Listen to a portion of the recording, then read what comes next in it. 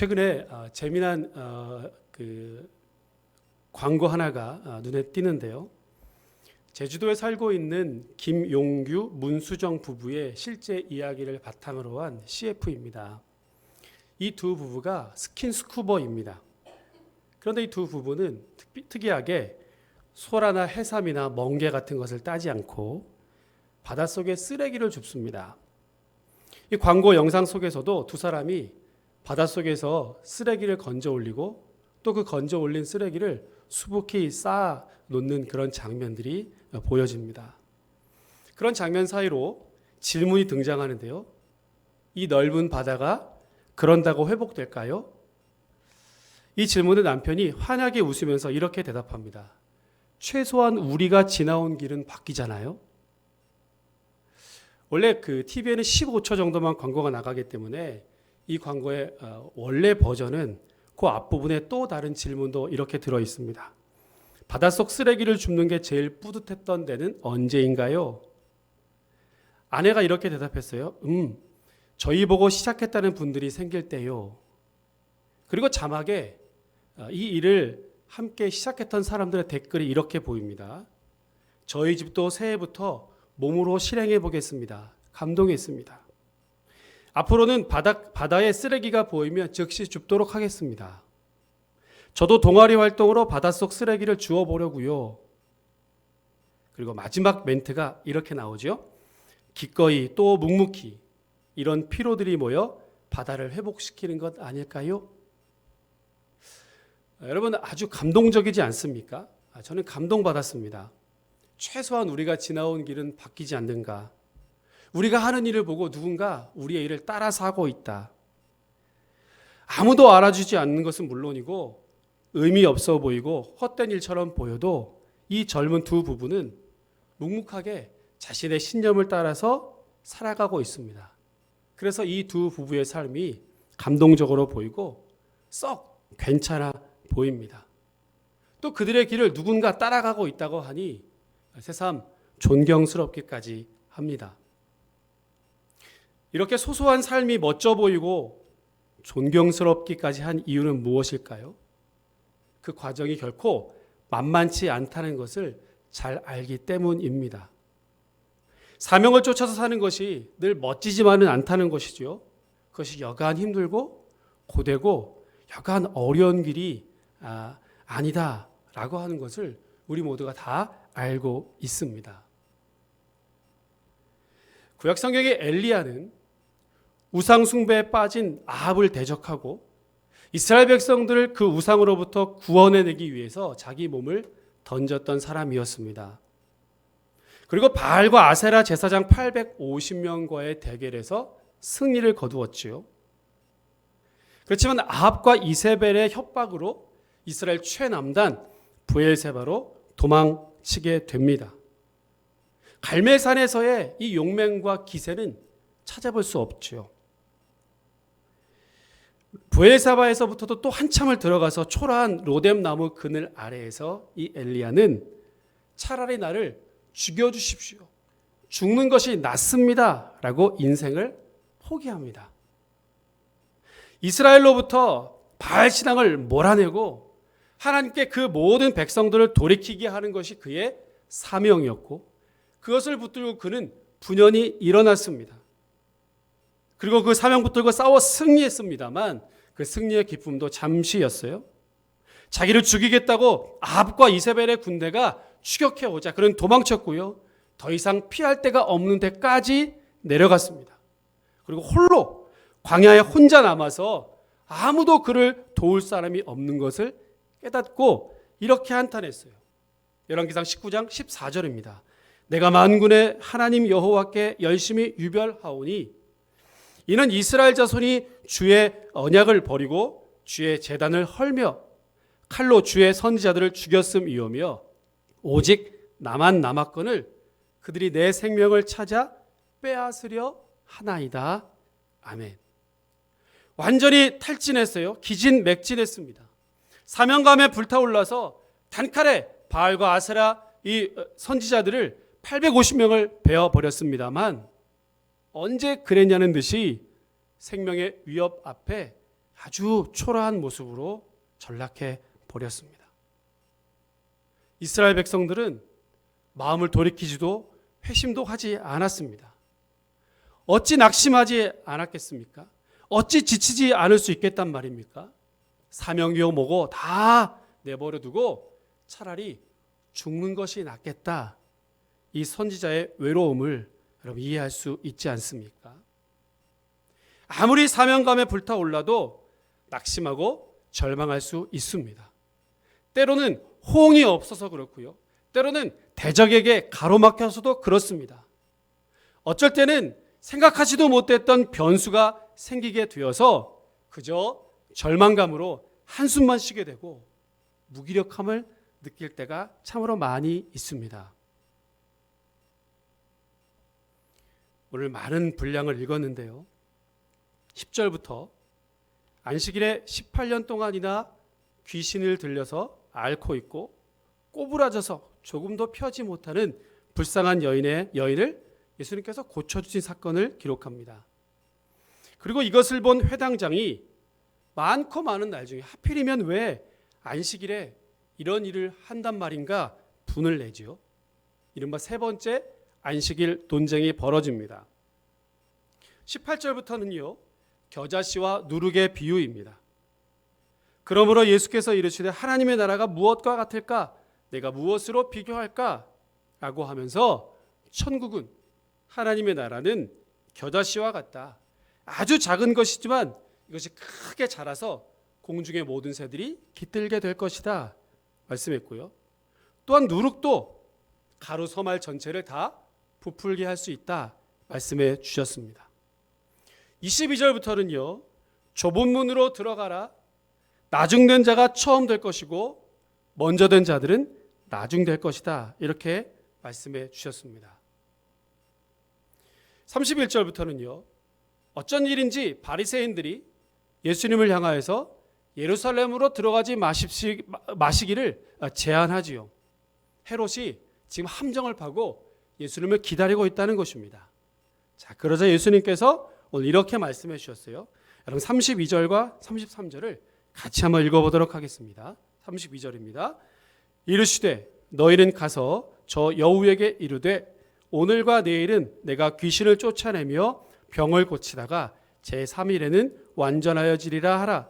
그러나 오늘과 내일과 모레는 내가 갈 길을 가야 하리니 선지자가 예루살렘 밖에서는 죽는 법이 없느니라. 아멘. 오늘 예수님은 그럼에도 불구하고 지금까지 왔던 길, 오늘도 가시는 길들, 그리고 내일도 기꺼이 그 길을 가시겠다 말씀하셨습니다. 그 길은 바로 십자가의 길입니다. 오늘 선지자가 예루살렘 밖에서 죽는 법이 없다라고 말씀하시는 것은 선지자들은 항상 예루살렘에서만 죽어야 한다라는 일반 법칙이 따로 있다는 것이 아니고요. 장차 예수님께서 예루살렘에서 죽임을 당하게 될 것이다. 마땅히 내가 그것을 알지만 기꺼이 내가 그것으로 가야 한다. 예수님의 죽음으로 인해서 십자가가 완성될 것이다 라고 하는 것을 당연한 것처럼 이렇게 말씀하시는 내용입니다. 여러분, 그러니까 오늘 이 말씀도요, 제자도라고 하는 큰 틀에서 그 제자의 길이 얼마나 힘들고 얼마나 어려운 길인지, 또 다시 말하지만 결코 이 길이 만만한 길이 아니다는 것을 말씀해 주는 내용입니다. 이제 예루살렘으로 가셔야 하고 또 십자가의 고난을 짊어지실 예수님의 이 마지막 마음을 간절하게 오늘 읽은 긴 본문이 담고 있습니다. 그것은 오늘 예수님은 오늘과 내일은 귀신을 쫓고 병자를 고치신다. 오늘과 내일과 모레는 내가 가야 할 길을 간다라고 말씀한 것입니다. 꾸역꾸역 우직하게 마치 소처럼 그 길을 가시겠다는 거예요. 저 여우 같은 헤롯이 덫을 놓고 기다리고 있어도 오늘 할 일은 오늘 하고 그저 내일 할 일은 그 일들을 향해서 한 걸음 한 걸음 가시겠다는 겁니다. 오늘 갔으면 내일 또 한 걸음 가는 것이고 내일이 오면 또 내일의 그 한 걸음을 가시겠다 말씀하는 겁니다. 그 길을 완성하실 때까지 결코 그 걸음을 쉬지 않으시겠다는 말씀입니다. 십자가를 향해서 그 사명의 길을 가시는 예수님의 비장한 각오를 엿볼 수 있습니다. 여러분, 그러면 앞에서 보던 긴 이야기들, 비유들은 무슨 뜻이 있을까요? 이것 역시 사명자 앞에 따르는, 사명의 길을 붙들고 가는 자들에게 따르는 장애와 시련들, 이것이 필연적으로 있을 것이다 라고 하는 것을 말씀해 주는 내용들입니다. 이 불쌍한 여인이요, 18년 동안이나 18회 동안이나 고통 중에 있었습니다. 그리고 이 여인을 마침 안식일에 고쳐주었지요. 그 꼬부라진 몸을 가지고 그 평생을 얼마나 힘겹게 살아왔겠습니까? 하루라도 빨리 예수님은 이 여인을 사탄의 손으로부터, 질병의 고통으로부터 건져주시기를, 풀어주고 싶으셨습니다. 회당장의 제안대로 오늘은 쉬시고 내일 안식일이 지나면 얼마든지 고쳐주셔도 문제될 것 하나도 없는데, 오늘 예수님은 일부러 굳이 안식일에 이 여인을 고쳐주셨습니다. 어쩌면 괜한 논쟁으로 들어가신 것 같죠? 또다시 구설수에 오르셨습니다. 이것은 십자가의 길에는 항상 이와 같은 반대가 따르게 될 것이다 라고 하는 것을 보여주고 있습니다. 예수님께서 화평이 아니라 불을 던지러 오셨다라고 말씀하셨는데, 마땅히 하나님의 나라와 복음을 위해서 살아갈 때 이러한 반대에 자연스럽게 부딪히게 될 것이다. 오늘 그것을 다시 한번 말씀해 주는 것입니다. 겨자씨와 누룩의 비유는 그렇게 하나님의 나라가 반대에 부딪히지만 그럼에도 불구하고 확장될 것이다, 성장할 것이다 라고 하는 것을 말씀해 주고 있습니다.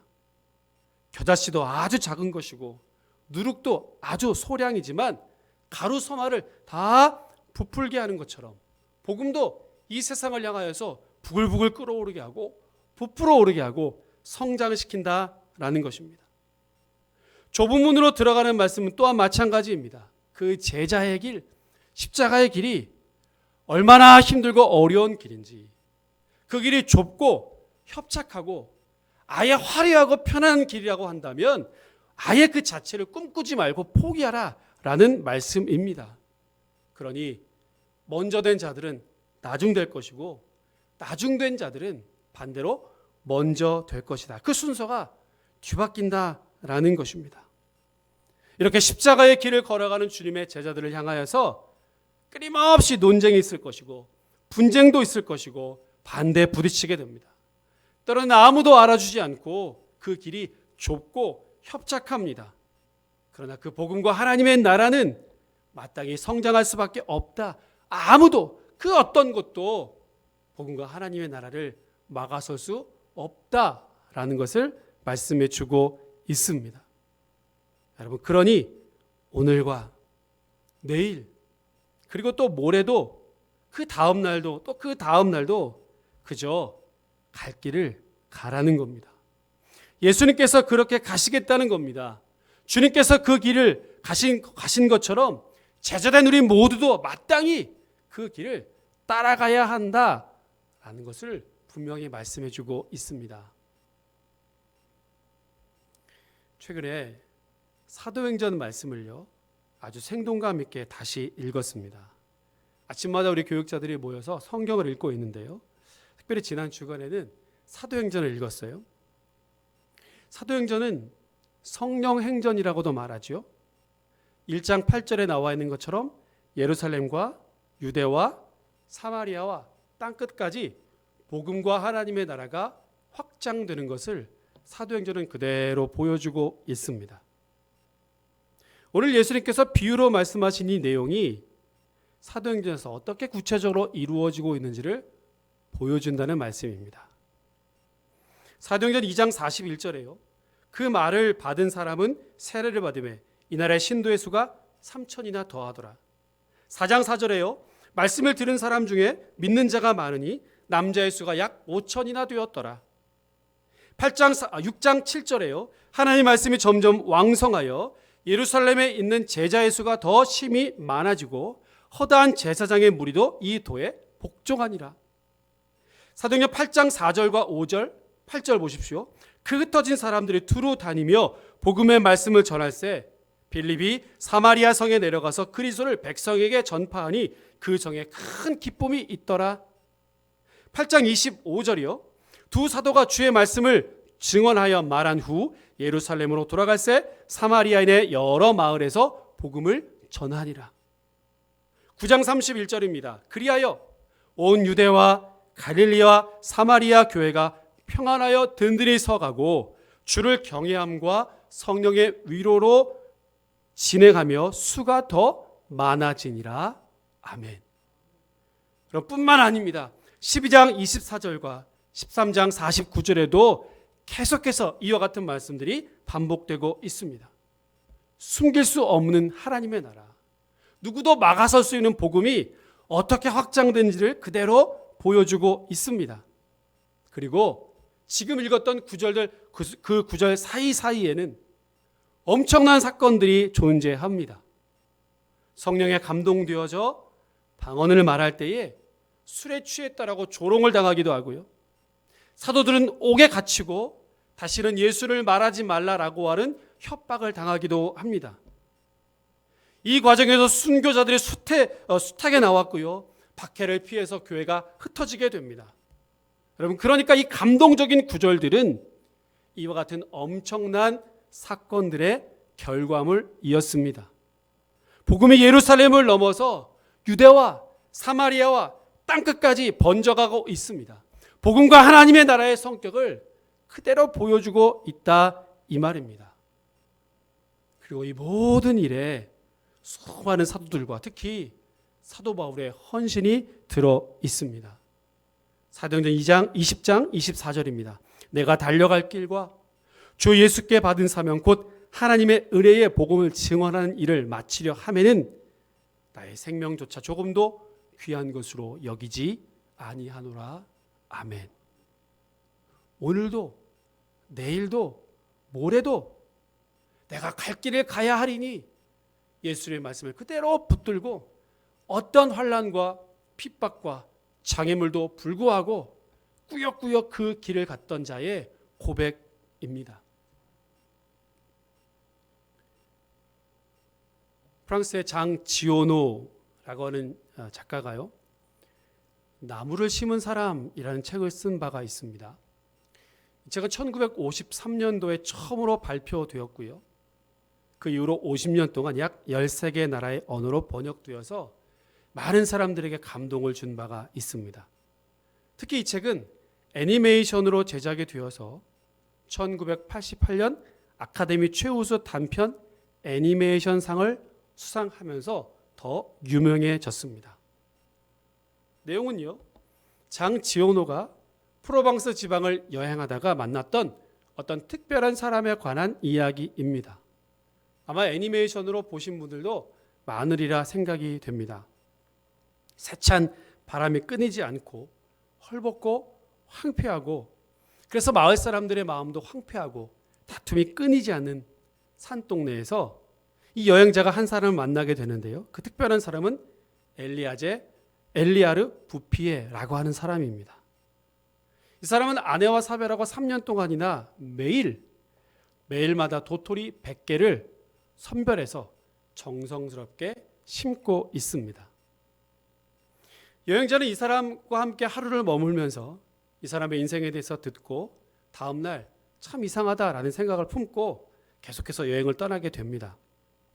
자, 그 후에 이 주인공이 1차 대전, 2차 대전 이 전쟁에 참전하게 되고요. 40년이 훌쩍 지난 다음에 우연히 다시 그 산동네를 찾아오게 됩니다. 그런데 이전의 황량한 모습은 간데없고요. 계곡과 등성은 에덴 동산에 맞먹을 정도로 완전히 탈바꿈하게 되었습니다. 시냇물이 흐르고 이 계곡에는 온갖 생명으로 가득 차게 됩니다. 에덴 동산 같은 평화가 이 산동네에 머물고 있습니다. 전쟁 후에 당국은 해당 지역을 환경 보존 구역으로 정하게 되었고요. 수만 명이 아주 살기 좋은 이 동네로 이사를 하고 있습니다. 40년 동안 이 부피에는 멈추지 않고 나무를 심어 왔던 것입니다.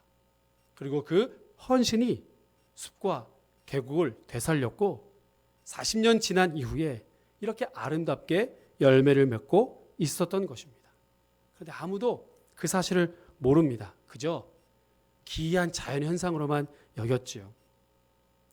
한 사람의 헌신이 세상을 어떻게 변화시킬 수 있는지를 보여주는 감동적인 내용입니다.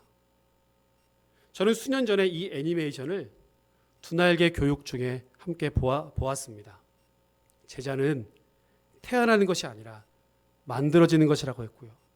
꾸역꾸역 자기에게 주어진 사명 붙들고 하루하루를 이 나무 심은 사람처럼 묵묵히 자기의 길을 걸어가는 자, 그가 바로 참 제자다라고 하는 것을 함께 공부하고 이 영상을 보면서 나누었던 기억이 있습니다. 사랑하는 건강한 교회 성도 여러분, 많이 힘드시죠? 또 지쳐 있을 줄로 압니다. 사명 붙들고 살아가는 것, 복음과 하나님 나라를 위해 살아가는 것은 여간 힘든 일이 아닐 수 없습니다.